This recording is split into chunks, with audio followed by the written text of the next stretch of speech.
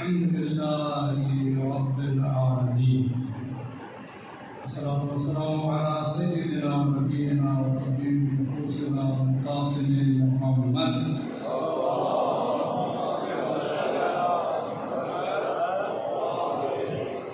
وعلى آله الطيبين الطاهرين المعصومين المنتجبين المنتخبين الذين أذهب الله عنهم الرجس وطهرهم تطهيرا.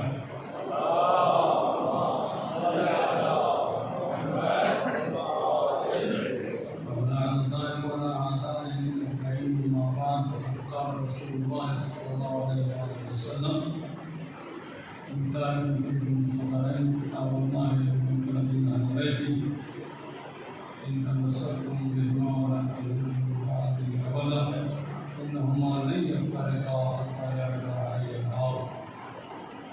معزز سامعین، آپ کا شکریہ اور شاباش بھی کہ آپ اتنی ٹائم سے بیٹھے ہوئے ہیں. کرسی بھی کیوں نہ ہوں، لگے اتنا نہ بیٹھنا مشکل ہے. علماء کرام کو شکریہ کہ تشریف لائے، ان سے آپ لوگوں نے استفادہ کیا. میں مولانا مقبول حسین عربی صاحب اور ان کے تمام رفقا مدرسے میں ہیں یا افکار اسلامی میں ہیں، ان کا شکریہ بھی ادا کرتا ہوں، ان کو مبارکباد دیتا ہوں کہ انہوں نے ایسی عظیم کانفرنس منعقد کرائی. اور یہ پہلی کانفرنس نہیں ہے بلکہ مسلسل یہ کانفرنسیں لاہور میں، اسلام آباد میں، یو کے میں یہ منعقد کرا رہے ہیں. حق تھا، نازل بلاغہ کا کہ اس کا تعارف دنیا میں کرایا جائے، اپنوں میں بھی اور بیگانوں میں بھی. بہرحال اس کا سیرہ جو ہے ہوا، کوشش میں پہلے بھی ہوتی رہی، لیکن اس کا سیرہ کم از کم ہماری کمیونٹی سے مولانا مقبول حسین عربی صاحب کے ساتھ جاتا ہے.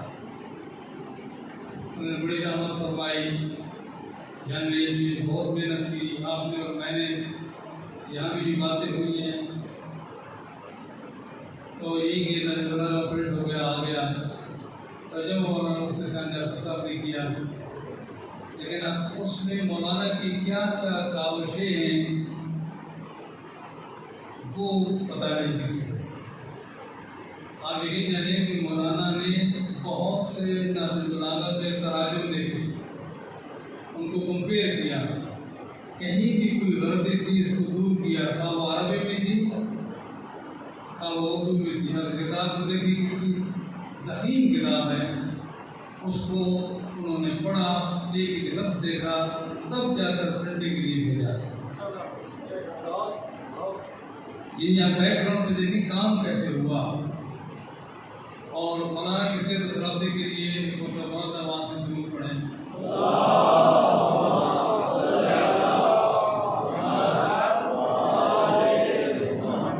ویسے جو شیعی تقریر کرنے میں مرداری سے لے گئی، بازی لے گئی. ہمارے دونوں جو مقرر تھے اس سے پہلے وہ مردمانی سے طرف رکھتے تھے، اور خطیب بلا کے خطیب نکلے، اور میں بیچارہ ہوں ایسا ایسا بول رہا ہوں. ظاہر ہے کہ یہ آپ کہاں سن سکیں گے میری ایسے ایسا گفتگو، لیکن آپ کا شکریہ کہ آپ سن رہے ہیں. ایک متبلند آواز سے نعرہ تکبیر، نعرہ رسالت، نعرہ حیدری. ماشاء اللہ ماشاء اللہ.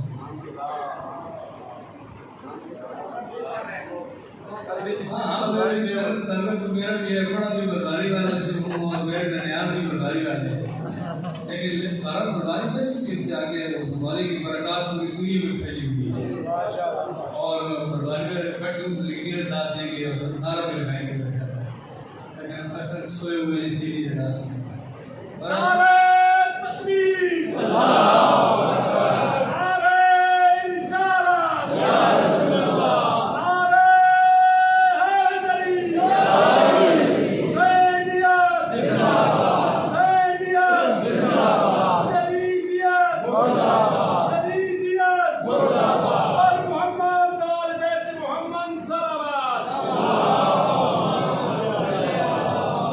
ویسے کانفرنس کا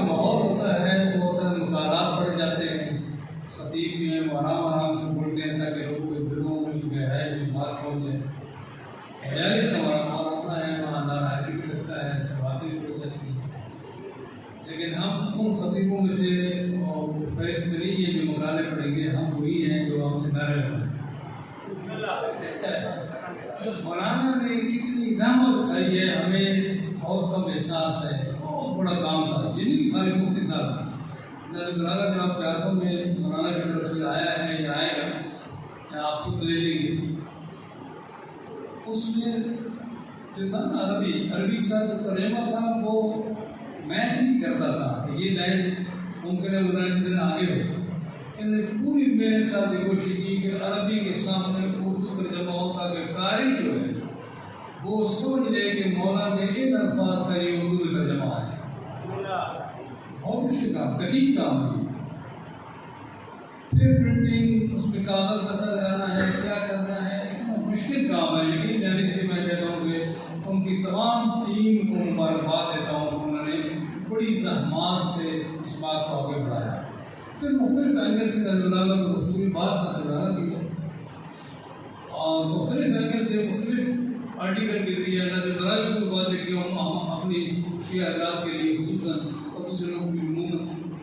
ویسے تو انگلش ترجمہ بھی ہو چکا ہے، اردو بھی مختلف ترجمے ہو چکے ہیں، ورنہ اس میں خصوصیت یہ ہے کہ مولانا نے اس ترجمہ میں جو بالکل line to line word to word لکھتا ہے، وہ جو لکھا ہے وہ بہت کمال ہے۔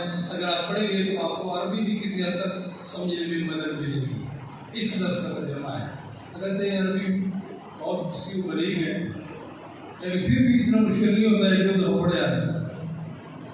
اس کے بعد جو مشکل ترین کام ہے وہ ہے کہ لوگوں کو تیار کرنا کہ کتاب لیں اور پڑھیں۔ کتاب لکھنی آسان، پرنٹ کرانی آسان، لیکن مومنین کی حالت تک پہنچانی مشکل ہے۔ ہر مومن آج یہ چاہتا ہے کہ مجھے مفت میں مل جائے، پیسے نہ لگانے پڑے۔ دوسرے کسی کام کے لیے پیسے رکھے ہوتے ہیں، شادیوں میں، بیاہوں میں، ایسے فضول رسموں کو ادا کرنے کے لیے، لیکن کتاب لینے کے لیے مومن آگے نہیں بڑھتا۔ دو کام مومن مشکل سے کرتا ہے، کتاب لے مشکل سے لیتا ہے اور مولوی کی خدمت مشکل سے کرتا ہے۔ صحیح کہا میں نے؟ آپ اگری کرتے ہیں؟ اگر راضی ہیں تو سوال پڑھ دیں۔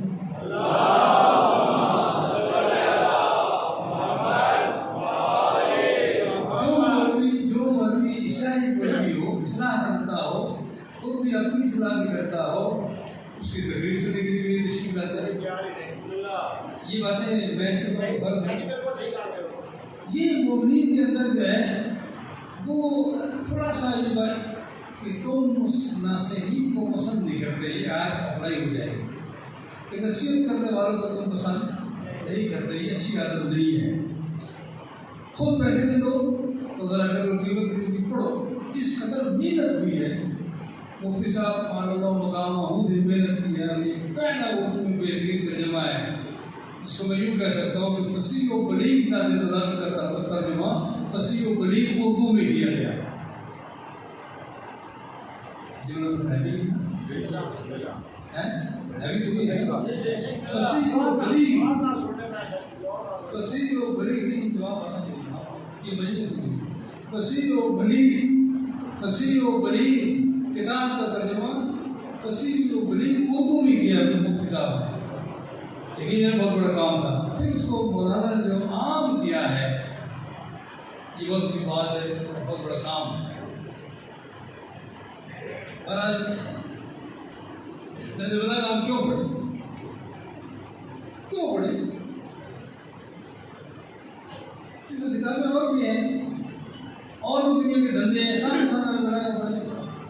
اصل بات یہ ہے کہ ہر بندے کو اب جس کی اس کو محبوب ہوتا ہے اس کی باتیں اچھی لگتی ہیں، ہے نا یہ بات؟ جس سے پیار ہو اس کی باتیں اچھی لگتی ہیں، جس خطیب کی خطابت کو وہ سمجھتا ہو کہ اچھا خطیب ہے، اس کی تقریریں سننا بھی اچھی لگتی ہیں، کیسٹیں بھی لی جاتی ہیں، ویڈیو بھی لی جاتی ہیں، اور یہ ساری باتیں انسان کر رہا ہے، زندگی میں کر رہا ہے۔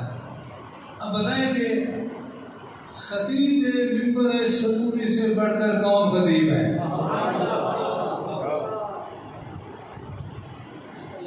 خطیب ممبر سعودی سے بڑھ کر کون خطیب ہے. اور پھر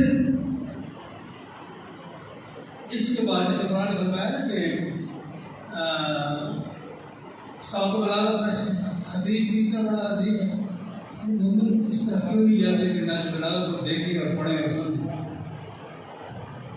اس کے اور کیا فائدہ ہے پڑھنے کا؟ یہ تو میں نے دیکھیے لوگوں نے کہا یا کسی یعنی ناج بلاغت کے بارے میں جملہ ہے کہ فوق کلام المخلوق. اردو عربی آسان ہے، سمجھ آ رہی ہے؟ سمجھ آ رہی ہے؟ فوق کلام المخلوق تحت کلام الخالق. مخلوق کی جتنی کلام بھی ہے اس سے افضل ترین جو ہے مولا کا کلام ہے، اور خالق کی کلام سے نیچے ہے. کوئی مقابلہ نہیں خالق کے کلام سے، کوئی مقابلہ نہیں خالق. میں اس کو تھوڑا سا دوسرا انداز بیان کرتا ہوں. رب العالمین نے چیلنج دیا انسانوں کو، جن دن تم جمع ہو جاؤ، اپنے مددگاروں کو بھی لے آؤ، اور آ کر تم قرآن کا جو ہے ہم پڑھنا لے آؤ، تم اس کسی کتاب لے آؤ. اللہ کے بغیر سارے جمع ہو جاؤ، تم نہیں لا سکتے، نہیں لا سکتے سارا من دون اللہ. اگر اس کو تھوڑا سا ایسے اس کو حکم بنایا جائے کہ جن دن تم جمع ہو جاؤ اور میرے مولا کی کلام تو دیا، نہیں لا سکتے، نہیں لا سکتے. کیونکہ مولا کا کلام بے عین ہی مفہوم قرآن ہے اور اسی انداز سے گفتگو ہے. کون لا سکتا ہے اس مقابلہ؟ یعنی دونوں میدانوں میں، علمی میدان میں بھی مولا کا مقابلہ کوئی نہیں کر سکتا، اور جنگ کے میدان میں بھی مولا کا مقابلہ کوئی نہیں کر سکتا. لوگ کہتے ہیں کہ جس ذات نے ہر میدان میں اپنا لوہا منوایا ہو، کہ جس کے قدم ہر جنگ میں بڑھتی ہو جائے کبھی پیچھے نہ ہٹے، کرار اور دائر فرار ہو. میدان ہر کو ضرب میں بھی علی علی ہے، میدان فساد و بلاغت میں بھی علی علی ہے.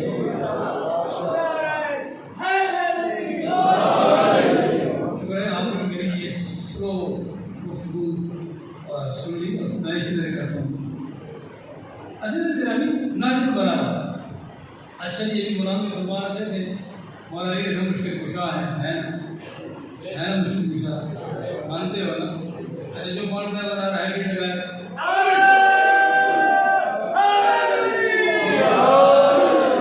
اچھا وہ آپ سب مانتے ہیں. اچھا یہ بتائیں کہ مشکل کیا ہے جس کی مشکل کشا مولا علی ہے؟ روٹی کپڑا اور مکان. ہم تو یہی مشکل سمجھتے ہیں، روٹی کپڑا اور مکان ہے. وہ مشکل کیا ہے جس کی مشکل کشا مولا علی ہے؟ کبھی سوچا، کبھی غور کیا؟ یا چلی بڑی بات ہے جی، اگر پھنس گیا تو شباد ہو جائے گی. یہ مشکل ہماری جو سوچ ہے نا بڑی نیرو ہے. ہم انہی چیزوں کو جو اپنے پاس کی ضروریات ہیں انہی کو سمجھتے ہیں کہ بس مولا علیہ السلام ہی مشکل حل کروا دیں گے. حل کرنے والا تو اللہ ہے، روزی دینے والا اللہ ہے، پھل کرنے والا اللہ ہے، اولاد دینے والا اللہ ہے. خیال یہی ہے کہ مولا کا دعا سے شفاعت سے مل جائے. یہ اتنی بڑی نہیں ہے. وہ تو ان کو بھی دیتا ہے جو اسے نہیں مانتے، ہے نا یہ بات. رجب میں بھی دعا گزری ہے، جو مومنین آتی ہیں یہ دعا پڑھنے کی، وہ ان کو بھی دیتا ہے جو اسے نہیں مانتے، وہ ان کو بھی دیتا ہے جو اسے نہیں جانتے، وہ ان کو بھی دیتا ہے، سب کو دیتا ہے وہ. اور وہ کسی کی رزق روزی یا ان کی ضروریات پورا نہ کرنے میں ہچکچاہٹ نہیں کرواتا. اس لیے اس کو پتا ہے کہ میں نے پوری کرنی ہے. تحنن من ہوا مولا علی علیہ السلام سے ہم نے کون سی مشکل حل کرانی ہے؟ میں عرض کروں اگر مولا علی جس مشکل کے مشکل کشا ہے وہ مسئلہ توحید ہے. اس لیے کہ محدود ذہن لامحدود ذات کے بارے میں کیسے سوچے؟ محدود ذہن لامحدود ذات کے بارے میں کیسے سوچے کہ غلطی نہ کرے؟ ایک سمندر میں سفینہ جاتا ہے لامحدود ہو مثلا دنیا کے لحاظ سے، اس کو کوئی پتہ نہ ہو کہ کہاں ڈاکنگ کرنی ہے، کیا کرنا ہے، تو وہ تو غلط ہی ہو جائے گا. اگر مولا علی ہاتھ نہ تھامے توحید کے بارے میں جو سوچنے والا ہے وہ بھی غلط ہو جائے. یہ مولا علی کی ذات ہے جو مشکل کشائی اسی کو کہتے ہیں کہ مشکل کشائی بھی یہی ہے کہ توحید کے بارے میں صحیح سوچ میں وہ مدد کرتے ہیں اور رہنمائی کرتے ہیں تاکہ انسان کہیں غلطی نہ کرنے پائے. کوئی ایسی نہ بات ہو کہ جس سے توحید ناراض ہو جائے. اس لیے اس نے انبیاء کو ائمہ کو اس لیے بھیجا ہے. یہ مشکل کشائی مولا نے نازل بلاغہ کے ذریعے کسی کے ذریعے فرما دی ہے.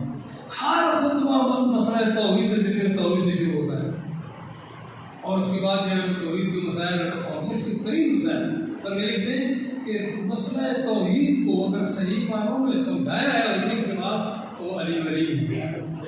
اگر علی ولی نہ ہوتے تو لوگ مشرک مرتے. تو مشکل کشا ہیں مسئلہ توحید کے. مشکل کشا ہیں قرآن کی مشکل گتھیاں سمجھانے کے لیے اس میں مشکل کشا ہیں. آیت 7ویں آیت ہے سورہ آل عمران کی.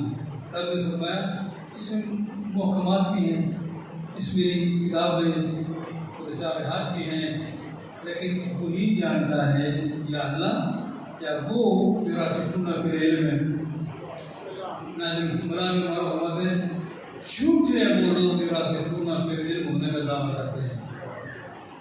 جھوٹے ہیں وہ لوگ جو ہمارے علاوہ راسخون فی العلم ہونے کا دعویٰ کرتے ہیں. قرآن بھی سن جائے گا علی سے, توحید بھی سن جائے گی علی سے, مسائل بھی حل ہوں گے علی سے, مولا کے صدقے میں. تو پھر کیوں نہ ہم مولا کے کلام کو بھی پڑھیں, مولا کی سیرت بھی پڑھیں, مولا کے حکم کو مانیں. صلوات پر محمد.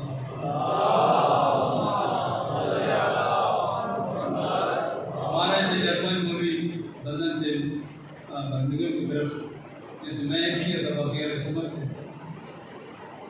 میں نے ساتھی سے کہا آپ نے طے کی رہے نہیں کریں. میں نے کہا کہ دیکھو تم ہاتھ باندھ کر نماز پڑھتے رہو, وضو بھی شک کیسے کرتے ہو کرتے رہو.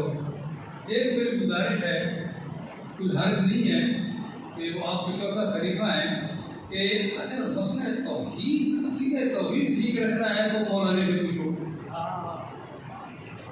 ایک کام مولا علی سے پوچھ لو, مسئلہ توحید جو ہے وہ مولا علی سے پوچھ لو. سلام